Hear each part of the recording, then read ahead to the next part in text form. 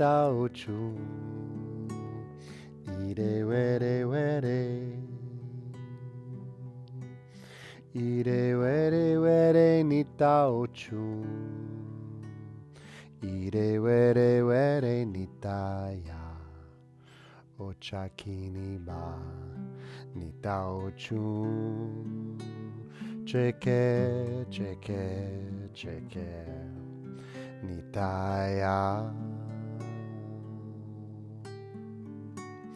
Ire were were. Hello and welcome everybody.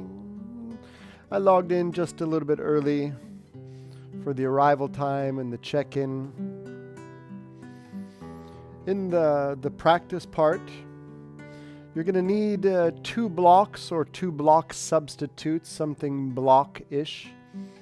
So just keep that in mind if you happen to have 2 things nearby. Not absolutely essential, but helpful for what we're going to be working with. And while everybody's checking in, I'll sing a little bit longer. Ire were were nita ochu. Ire were were. Ire were were nita ochu. Ire were were nitaya. Ochakini ba nita ochu. Cheke, cheke, cheke. Nitaya. Ire were were. Ire were were nita ochu. Ire were were. Ire were were nita ochu.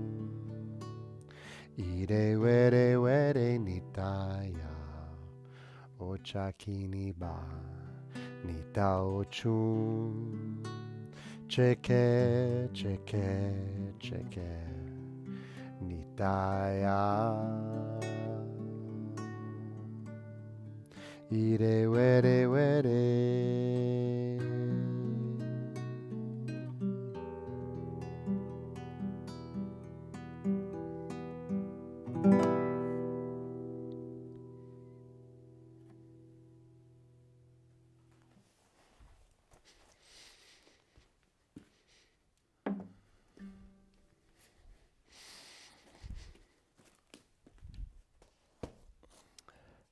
So, namaste and welcome everyone.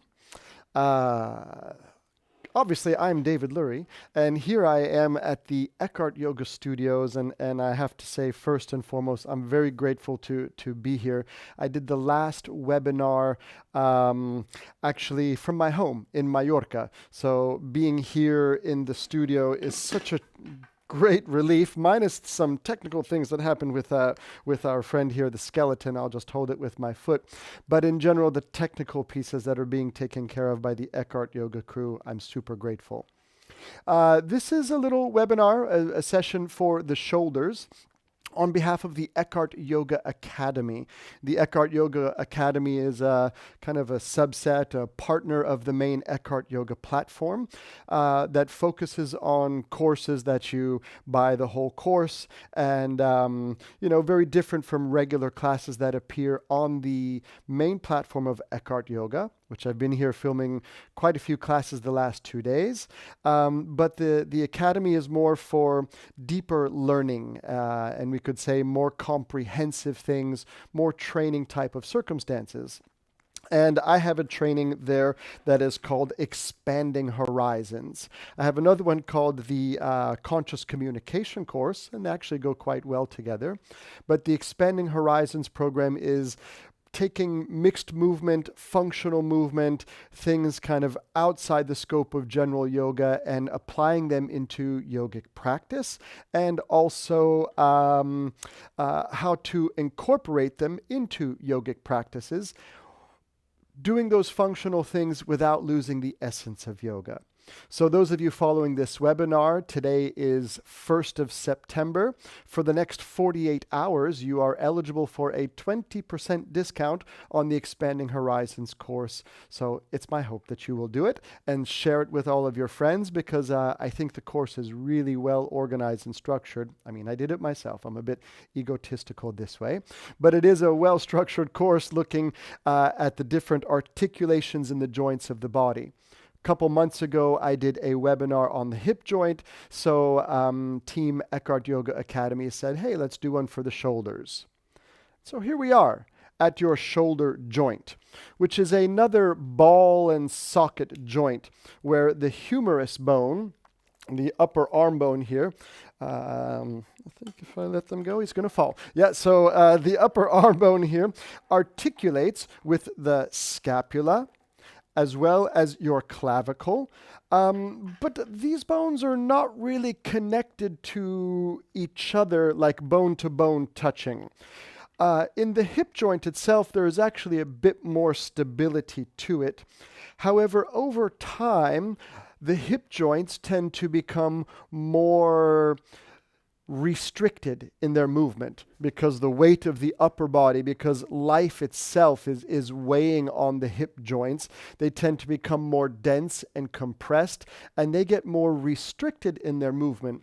So as we age and mature, it's more important to work on the mobility of our hip joints, whereas the arms and the shoulders and these special joints just kind of hang from the upper body, and they tend to get a little bit weaker and more fragile.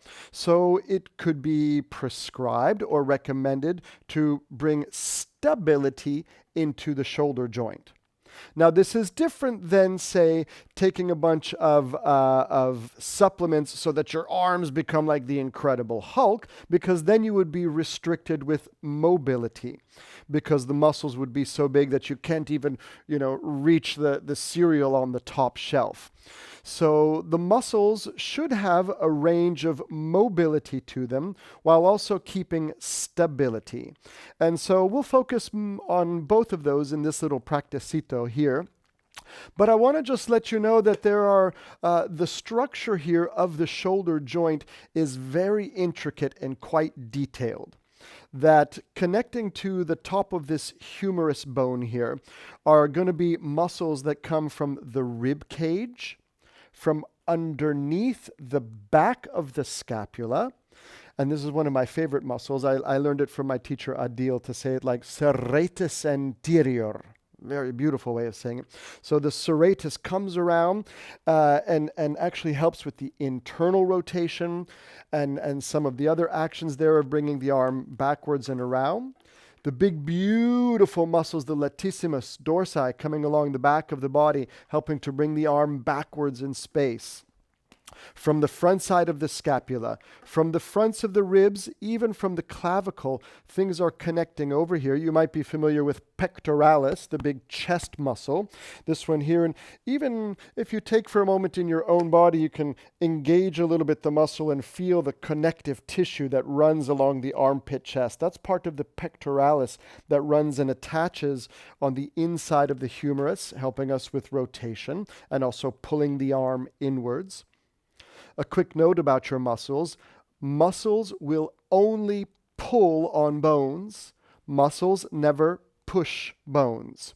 So even when we yoga teachers love to say, push the floor, push the leg this way, push your arm that way, it's more a metaphoric way of saying, use another muscle to pull in the opposite direction. So this gives us some insight of how the muscles of the shoulder can be used to create stability by pulling the bone.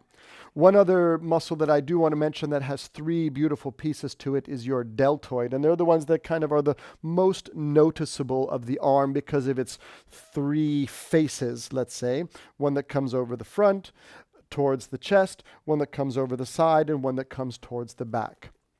So not so much more to say about the shoulder structure itself, other than it's a little bit like held together mostly through soft tissue, which makes it more apt for becoming weaker and less, let's say, sustainable over time.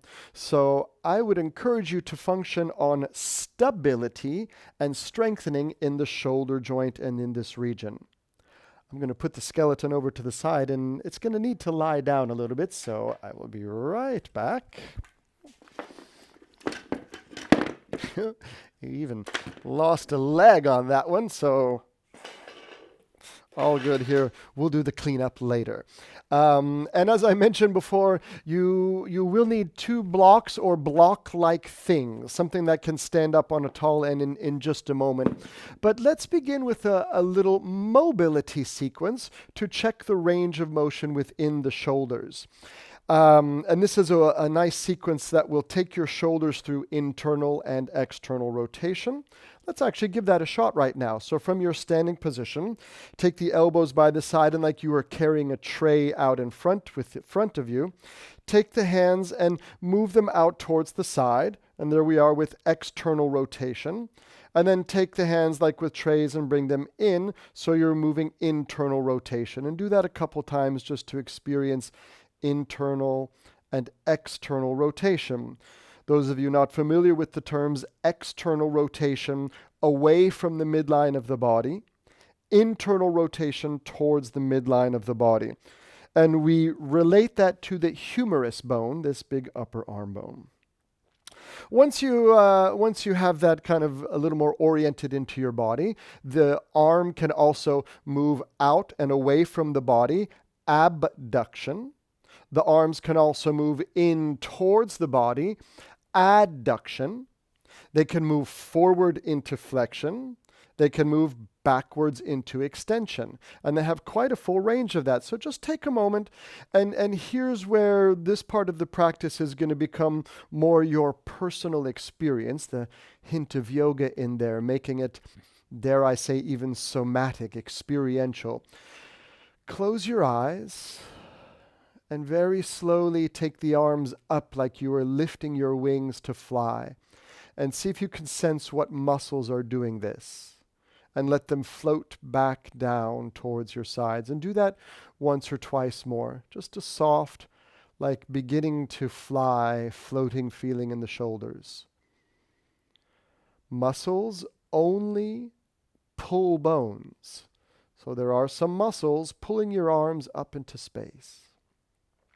Next time you have the arms down, you'll need to bring them a little bit forward, but take the arms across your body into this adduction, A-D-D, like David. Crossing the arms. And just take a moment and see if you can sense for yourself what muscles might be pulling the arms in that direction.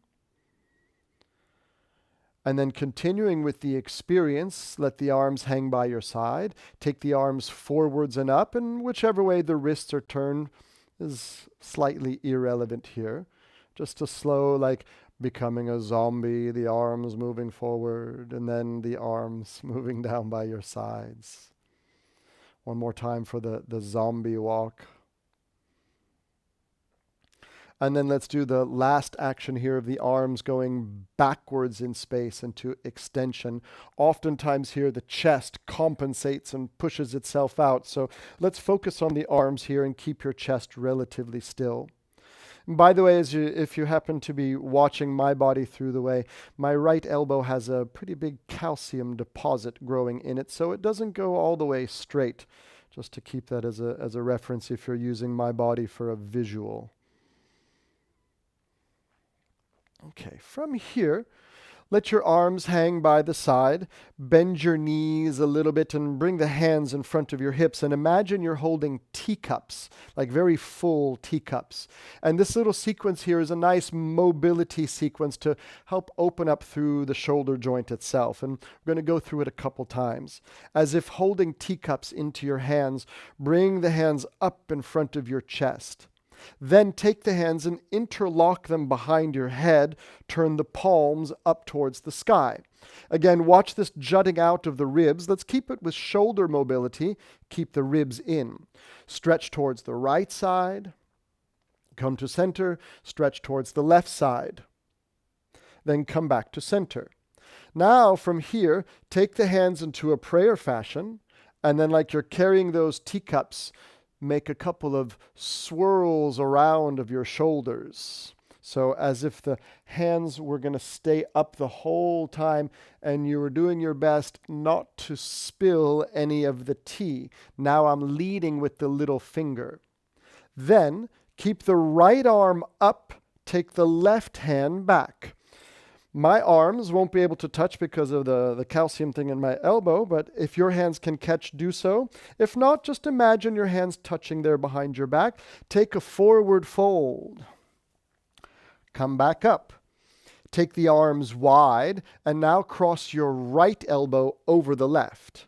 If the arms don't go into eagle arms, no problem. Just bring the backs of the hands together. Take a nice squat, and at the bottom, pull the elbows into your body. As you rise up, undo the arms, and let's do the other side. Left arm up, right arm back and around. Next in-breath, lift your chest. And exhale, take this forward fold here. Use an in-breath to rise up, extend the arms wide, and now it'll be your left elbow coming on top. With the left elbow on top, either the backs of the hands together is totally fine, or more towards eagle arms. Take a squat, and at the end, pull the elbows in towards your chest. Rise up, reach the arms around, and as if you were holding teacups in front of your hips. This time, maybe a little more fluid. Bring the hands up. Interlock the fingers behind your head. Press the palms to the sky.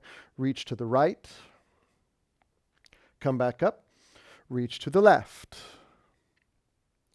Come back up. Bring the hands down the midline. Open the palms and a couple of swirls. Palms up the whole time. And here your spine will definitely need to compensate for some of this, but take this leading with the pinky fingers. Next time the arms are up, keep the right arm up, circle the left hand back. If you can bind the hands, make it so. Otherwise, pretend. Inhale here, and as you exhale, fold over. Inhale, come back up.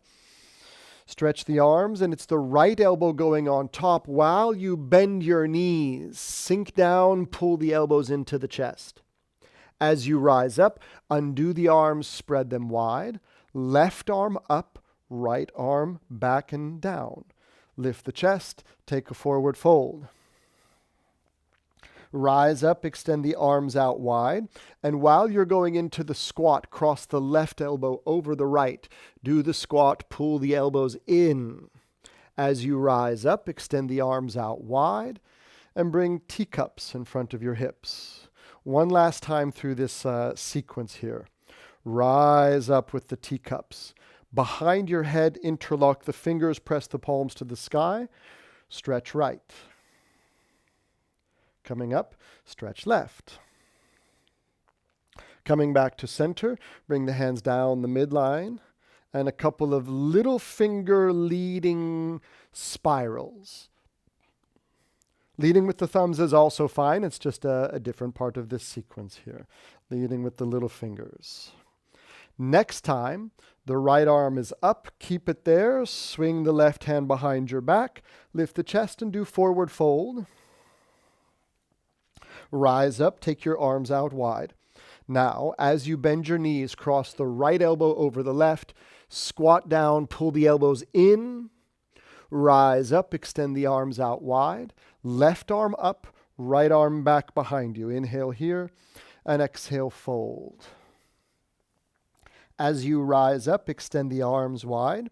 Last part here, taking the left elbow on top, bend the knees, do the squat, pull the elbows in, rise up, extend the arms overhead, and just let the arms swing down and around by your side. Once you've done that and finished, take a moment and close your eyes and have a personal experience inside this region of your shoulders. You've been moving them in virtually all of their directions. What's it like inside there?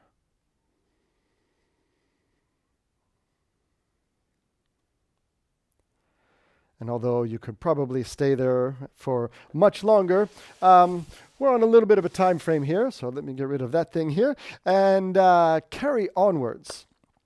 I mentioned this beautiful muscle, the serratus anterior, which from a couple of your back ribs and underneath the scapula comes around and somehow attaches to the inside of, or the backside of your humerus bone, is a very beautiful muscle and does a lot of work for creating shoulder stability. So this next piece that we're going to work with is called the serratus push-up. Some of you that have done practice with me lately have experienced the serratus push-up, and I'm a big fan of this exercise. This can totally be done on the knees, and in fact, we'll do it on the knees to begin with. And a key point to isolate the serratus in this push-up, first of all, we're going to do the elbows to the floor and have your forearms between the elbow and the wrists parallel to each other. Now, a key point to this is that the elbow should be forward from the shoulder. So there is the elbow, or we could say the shoulder farther back from the height of the elbow.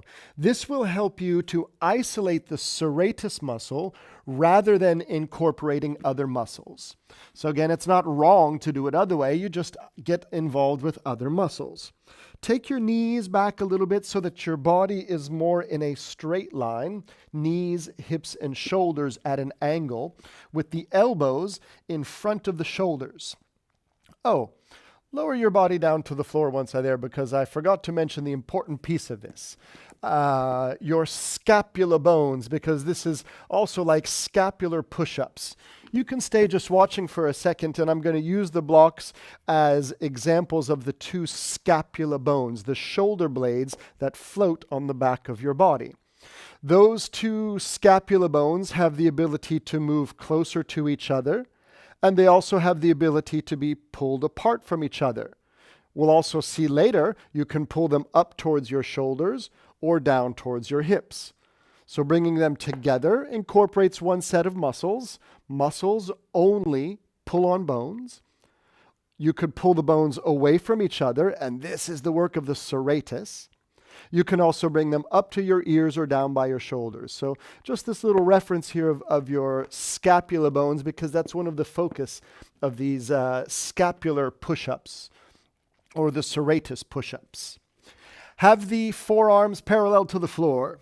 Your body in a relatively straight line, not with the butt sticking up into the air, not with your butt sagging. Okay, and then squeeze your shoulder blades together like you could crack a walnut between them, and then spread the shoulder blades apart. And do that a couple times to experiment your serratus and scapula muscles moving closer together and farther apart. Closer together and farther apart. And to the best of your ability, isolate just the shoulder blade doing the movement, together or apart. Now, those of you that feel pretty stable there can also do this with your knees off the floor. Squeeze the shoulders together and spread them apart. And in this spreading apart, there you're really going to activate your serratus muscle. Make sure your shoulders are farther back from your elbows. A couple times of this serratus push-up. Possibly generating some heat up there in the shoulder region. Squeeze the shoulders together, spread the scapula apart. Squeeze the scapula together, separate them. Once or twice more. A really wonderful, wonderful tool to create stability in your shoulders. Place your knees to the floor, take a rest. Next up on the hit parade, we will be working a little bit on the mobility, the range of motion of your shoulders, as well as the stability, using the two blocks or whatever you have accessible. And I'll eventually have you place the blocks on their highest level and bring your back of the arms, the tricep muscles, onto the blocks. Couple of alignment points here just for the sake of this exercise. The forearms parallel to each other. The pointer finger, the indicator, keep that part grounded to the floor And the next trick is to keep the back of your upper arm against the blocks. So, once you're in this position in a kneeling spot, with the backs of the arms against the blocks, forearms parallel and the pointer finger grounded, step your feet back towards like plank position. Okay, pretty manageable here. Then start to walk your feet a little bit closer and keep your upper arms on the block. Typically what happens is as the feet walk closer, the shoulders move forward and you would come off of the blocks. So keep your arms connected to the blocks as best as possible. Couple of breaths here with your arms still touching the blocks. Press the base of the pointer finger down. Here you can relax your head so the head is in a more neutral position and keep the upper arms up against the block. This, you can stay there for a moment, creates a bit of stability and power within the shoulder itself. Let's go another breath or two there as you are. And then when you're ready, place your knees down towards the floor. Take a break. Because oftentimes these experimental and experiential exercises are better the second time around. Let's give it a shot here. So, forearms parallel to each other. Base of the pointer finger grounded. Step the feet back into plank. Keeping the upper arms on the block. Walk forward as much as you can. This is a wonderful preparation for Pincha Mayurasana. Eventually to take the legs up into the peacock posture. So keeping the backs of the arms onto the blocks. A couple of breaths here. And while you're there, tune into breathing. Tune into sensation. What muscles might be squeezing or holding bones.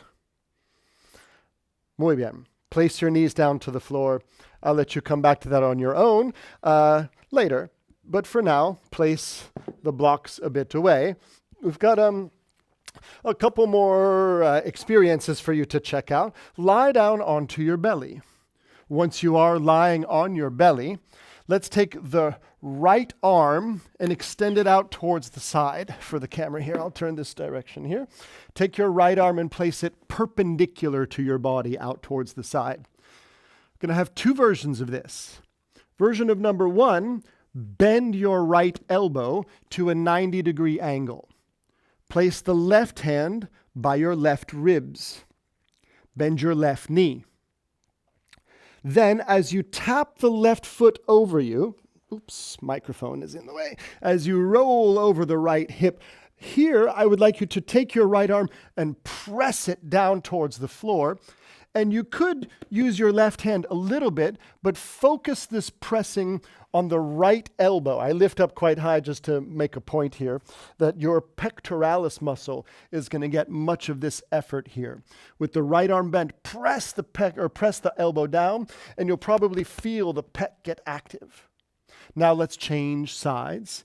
Take the left arm out, bend the elbow at a 90-degree angle.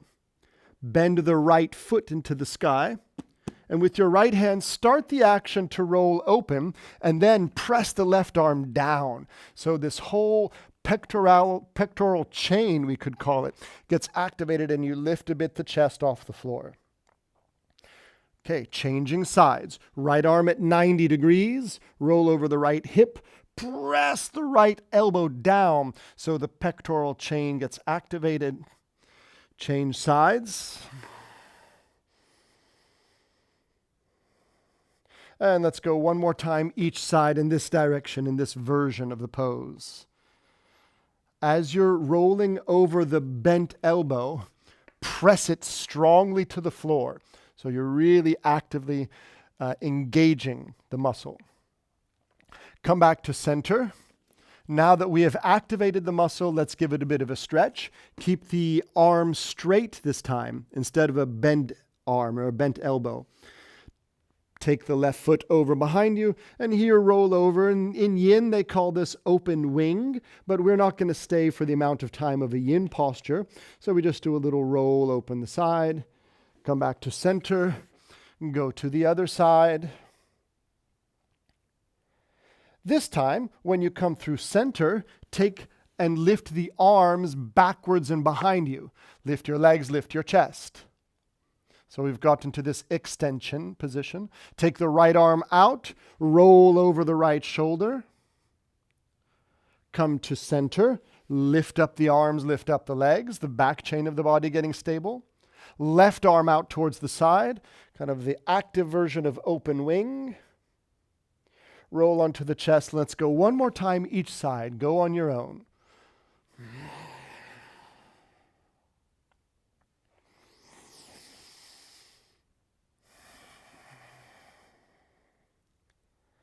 When you're at the center, lift up. And then take the hands under your shoulders. Press yourselves up into a tabletop position. Okay. So from the tabletop position, I mentioned before about your scapula bones. Just for the sake of the visual here, let's do this and show how your scapula bones can squeeze together. They can separate, the scapula being the two floating bones there. They can also lift up towards the ears, and then it can also pull down towards your hips, which also means that they can dance. So I have dubbed this the scapula dance, and it's going to be something like this. Squeeze the shoulder blades together, lift them up to your ears. While they're up, spread them wide. While they're wide, pull them down. While they're down, squeeze them together. While they're together, lift them up. While they're up, spread them wide. While they are wide, pull them down. And then while they're down, pull them together. This is moving them in like a square, a bit like a robot, moving your body in very right angles. We are liquid fluid beings. See if you can create the mobility there with a bit of fluidity and roll the scapulas around in circles. Now, I've been doing this a lot in my practice lately, and it still takes me a lot of mental concentration. Together, up, apart, down, together, up, apart, down. And then when I really want to feel like I've got it, I change directions. Up, together, down, apart, up, together, down, and apart. And just doing it in this position here, without any body weight, is a great way to teach your muscles this wax on, wax off process of your shoulder blades. In the program of Expanding Horizons, which is why we're doing this, I take you through the scapular dance in a number of different ways, adding various degrees of body weight.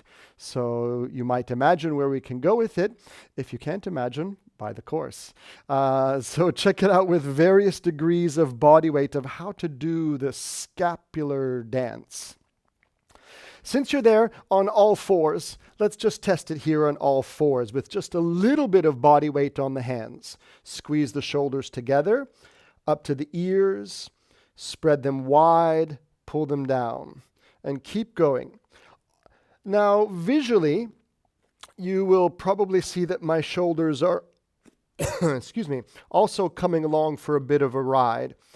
To the best of your ability, make sure the main movement is with the scapula, the shoulder blade bone. Change directions.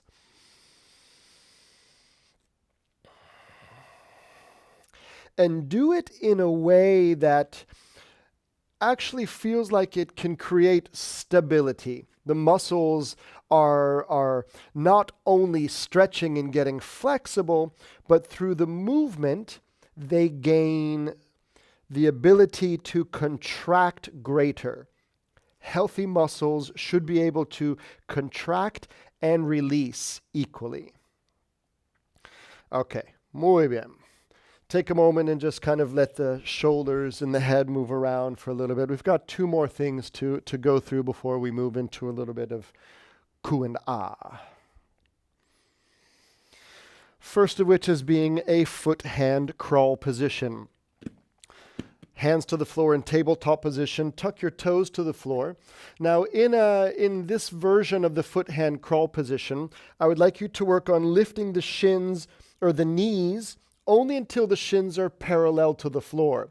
The tendency is to go right away to downward dog, which is one thing, one way of doing the pose, but it's a different way of building a new sense of stability with the shins parallel to the floor, and keep the shoulders relatively over the wrists.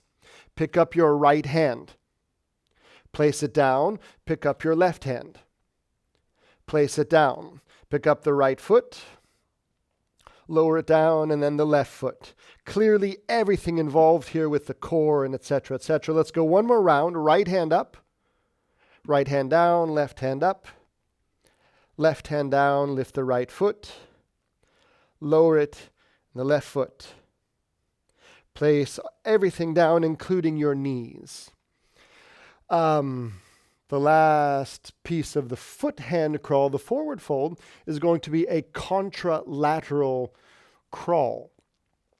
Contralateral meaning the right hand and the left foot will be off the ground at the same time. And then we change contra across, lateral side, so across the sides. Tuck your toes, lift your knees. Pick up the right hand and the left foot, come forward a couple centimeters. Left hand, right foot, come forward a couple centimeters. Right hand, left foot, take a step. Left hand, right foot, take a step. Right hand, left foot, come forward. Last one, left hand, right foot, come forward. Now go backwards. Right foot, left hand. Left foot, right hand. Right foot, left hand. Left foot, right hand. Another once or twice backwards. Place your knees to the floor. Crawling has been existentially expansive in my expanding horizons experience of building strength in my body, and very powerful for my shoulders and my core. So I can really recommend crawling quite a bit. And that's how we're going to finish. Take the hands behind you, step your feet to the floor in a reverse crawl position. First, just do maybe some scapular style push-ups here. Lift the chest and lower using the arms. You can move the shoulders forwards and around. A really great way to build strength because your arms, you can stay there. Your arms are in the extended plane and they're holding body weight. So as they are back there, they're asked to support. Now let's just try. There is no try. Let's do left hand up and down. Left foot up and down. Right foot up, right foot down, right hand up, right hand down. It's a little bit easier in this version. So let's go contralateral. Right hand, left foot, take a step. Left hand, right foot, take a step.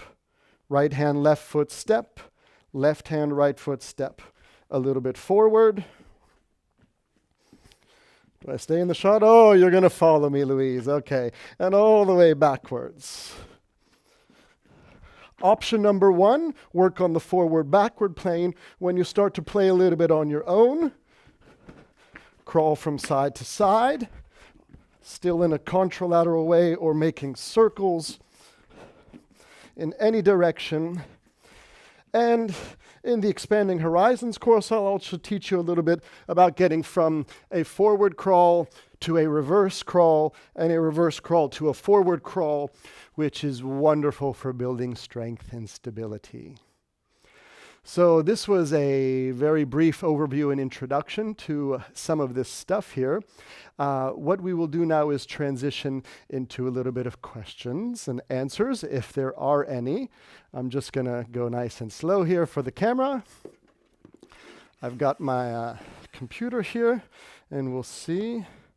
Anita Ruparella from North Carolina, USA was the first comment that I saw there. I happen to be from Asheville, North Carolina, is my hometown. So I will see if there are any questions. If you do have some questions regarding shoulders and the course, or anything else regarding general yogic topics that might be in line, put them in the comments, and I'm going to have a quick look and see if there are. Lots of familiar names, great places. But so far I don't see any questions. Hi, y'all from Catalunya. How can you be Catalunian and say y'all? No entiendo. So, no questions appearing so far as of yet. I know that there's a little bit of a lag time between what I say and maybe you all typing. So I could just fill the space and talk and stare into the camera like I'm really here with you. On isolating the scapula, do you use prana?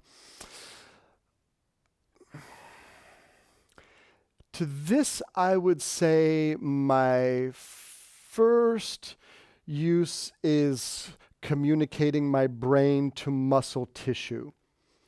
And there it becomes a more detailed question of how the use of prana is interpreted. The message from my brain processing through the nervous system to the muscle tissue, the rhomboids to pull them together, the scapulas to pull them apart. A muscle to pull a bone gets a signal from my brain through the nervous system. Is that prana? Very good question, and I don't know if I feel like qualified to say, just because of my Western approach to energy and life. I think in the grand scope of things, I would say yes, it is, because prana as life force takes the form in this concept as a thought. So if you believe that prana can be thought, yes, could be. I look at the shadows, so I'm going to come just a little bit farther back here. I hope that helps you a little bit, Bindu, that it is first through the nervous system, but are the signals of the brain through the nervous system to muscles prana? A very good question, one for great reflection. Okay. Question coming. Hi, I get a pinching in the front of my shoulder in certain movements. Am I right? I also have the same thing. The pinching can come from a couple of different situations. It could be some soft tissue being compressed between the bones, as all of our bones are uniquely shaped. It could be that certain movements within your construct of the structure of your bodies, that the hard tissue of bone compresses the soft tissue which contains a nerve. This could probably be what it is. I would even say possibly, probably what it is that the bone tissue pressing. If it doesn't feel like it's something being compressed, then it would also be that soft tissue, muscles, tendons, ligaments, which also have the nerve fibers running all around them, might be compressing them. So what I would recommend in your case of when you feel the pinching, knowing that it's going to be coming, just go to the point just before you feel the pinching and stop there and have an inquiry. Does it feel like there is bone on bone, and is it equal on both sides? Or does it feel like it's soft tissue within soft tissue? If it is more on the soft tissue side of things, I would recommend a yin yoga practice to help allow the tissues to soften and therefore prevent the compression. I hope that gives a little bit of insight there for Emma. Anita, any adjustments to be made with rotator cuff issues? Yes. And I can't go into more specifics because it depends upon what the issues are. And clearly where if there is a tear in the tissue, this is for sure nothing that I could really address in a video situation like this. We would need to have direct contact. So if you have a therapist, a physiotherapist, osteopath, I have to point you in that direction because it's just not appropriate or safe for me to give specific insights in this context. I'm sorry. Breathing in these postures would be nice to be directed. Yes, this is absolutely true. As a general rule, exhales to me tend to have more force and more power to them. So when you are doing something that is involving a forceful, what I would say, pushing, which we know is a pulling, I would use an exhale. For something that tends to be more expansive, I would use more of the in-breath. In my personal practice, I used to be very dogmatic about inhale here, exhale here, inhale this, exhale that. Perhaps it has to do with my age and the softening of my rigidity, but I've become a little less fixed of what needs to be an inhale, what needs to be an exhale, and would encourage you to explore how does the power of the exhale give you the ability to have a certain action, or al revés, the other way around, with an inhalation. So connect the movements to the breath, but I didn't specify so much intentionally. Okay. With blocks under the armpits, walking up to the blocks, this is shoulder strength, pectoralis. It's quite a few things, the one with the blocks under the forearm. It is pectoralis, yes, because that muscle is connecting along through here and holding that into place. There's a lot of deltoid also involved with that. My poetic teacher Adil says, you cannot touch a blade of grass without affecting a star. So the primary muscle will probably be pectoralis. I can even feel it and like touch it in my body here. Yes, it's holding that forearm into place. But the front of the deltoid, there are a lot of other tissues in there holding it in place. But I think we could probably say pectoralis. Am I going in order? Adjustments, Deborah with the breathing, nice to be directed. Vanessa, what do you do if my students have wrist issues and they want to stabilize their shoulders? Thank you very much for the class. You're welcome, Vanessa. Scapular push-ups. Scapular push-ups are fantastic for this. How about also, instead of Vashisthasana on the wrist, which would be painful, do Vashisthasana on the shoulder. This is a great way, and I can feel immediately my shoulder is engaged and holding in place here. With my funky elbow, I've been doing my Vashisthasana quite a bit here. So anything that would be done with the wrists to the floor, change it with the elbow to the floor, and even any of the scapular movements, the scapula dance on the elbows is a really great way to help build strength with that. I didn't mention it, but it's on my board over there, that weight training is a wonderful tool for the shoulders. And it doesn't need to be that you join the gym and go 5 times a week, etc., but just something simple added to your yoga practice, so there's a level of consciousness and awareness to it. 5 kilos, 6 kilos, you can get nice kettlebells of 6 kilos and just work them slow and intentional, and they will have very little impact on the wrist. So keep the shoulders strong that way. And hopefully that gives you some insight, Vanessa.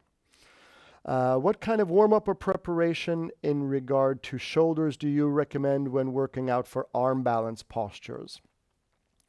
This whole series. So something a bit that includes the mobility. We did this whole series here that takes the arms through all the different circuits. But at the same time, there does need to be some strengthening involved in preparation for arm balances.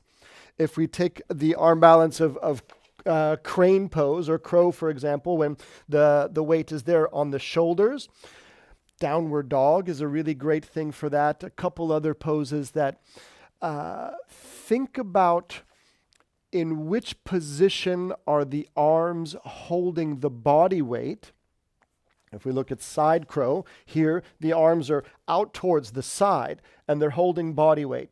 Yeah, so you're at a 90-degree angle of the elbows and the arms are bent this way. So purely spontaneously, right now in this moment, I would say to build strength for side crow, I could even come to the side and work on lifting up this way. Wow. And in a slow and a conscious way, this is my pectoralis lifting up. And do some exploration as to what shape are the arms when they're holding you in the arm balance, and how can you do strengthening exercises without the full weight of the body. There's a lot of ways to deconstruct poses or build strength without the full body weight. Spero que te ayuda, ¿vale? Okay, thank you, Alejandra. When on the belly lifting arms, is that in or exhale for you? On the belly lifting the arms. With the blocks under the armpits, so this is the same person with the question before you. Lifting the arms. As I said before, for most of the time when I'm doing something that requires a force, I'm using an exhale. Of course, sometimes when the arms are going back, there's an inhale. I don't have a clear answer for you. God, it's hard to say that. I don't have a clear answer for you. So I would recommend, look at it in your practice, in your experience. In terms of the breath, there are generalizations, but I don't think there are really specific things that this has to be inhale, has to be exhale. Try them and see what feels most natural and instinctive to you, and then share it from that place. Thank you. With students that have scoliosis, how do you use the turning motions? Independently and uniquely, because each curve of the scoliosis of the spine can occur in different regions of the spine and to different degrees. So these more therapeutic style questions, you will have to speak with that student directly. As a general rule, scoliosis has muscles pulling on the spinal bones. So this was the spine, and these are muscles that are held here. So if these muscles are contracted, I would tend to go in the other direction so that it gets those muscles a bit softened, but not in a forceful way, in a passive, soft way, more of a yin style practice, or in a practice that involves using tools like props and belts and things to help encourage the muscles that have contracted and pulled the spine into scoliosis and moved it out. It also depends if it's structural or habitual, the other way that can pull on the spine in one direction. So yeah, I tend to go case by case, and in terms of the rotation, go the opposite direction that the spine is being pulled, but very gently. Okay. Thank you, Alejandra. Bursitis. Avoid chaturanga altogether, just do functional and adapt. Interesting question. When pain comes, avoid it. Cut out chaturanga at all possible costs. If chaturangas can be done with the knees to the floor, it radically reduces the body weight. I for sure recommend that. Chaturangas can be done against a chair, against a wall in a more, vertical form, just to reduce the pressure that's coming on the bursitis. The bursitis is the inflammation of the sacs within the joint that typically calls for rest. Anytime there is inflammation, the number one prescription is to rest. So probably avoiding chaturanga, just do functional, i.e. adapt. Clearly, Chris, this would be a recommendation to adapt, but to somehow reduce the inflammation, rest would be the number one prescription. In my body, from Peace Seeker, I have a hard time differentiating, isolating between scapula and shoulder. Are there any tips for this? And many thanks for your offering. You are welcome. One great thing that I have for this is to find a friend and especially with the scapular push-ups, or the serratus push-ups that we did kind of towards the beginning, when you are on the belly with the elbows forward and working the shoulder blades together and separating them. Have your friend actually touch your shoulder blades, and when you're squeezing them together, let them put their hand, like the pinky side of their hand, between the bones. And this will give you a reference point when you can feel the hands there. Oh, now I know I'm squeezing the shoulder blades together. It needs to be also a trusted friend that can touch you here in this spot. But if you have the same friend, bring their hands underneath your shoulder blades in front of you, and you work on engaging the serratus to pull the shoulder blade forward. So to isolate, I would recommend contact, because that reference will hopefully build your neural pathways to isolate the muscles. That's probably my number one recommendation for that. Thank you, Hildegard. Emma, cool, glad it helped. Sure, thank you. Where are we? As a matter of shoulder mobility strength, I would love to see how one goes correctly into chaturanga from down dog.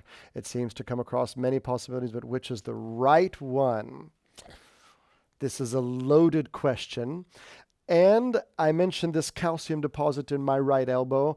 I have cut chaturanga out of my practice. So I, again, am very humbled to say I'm not in a space to give you this answer.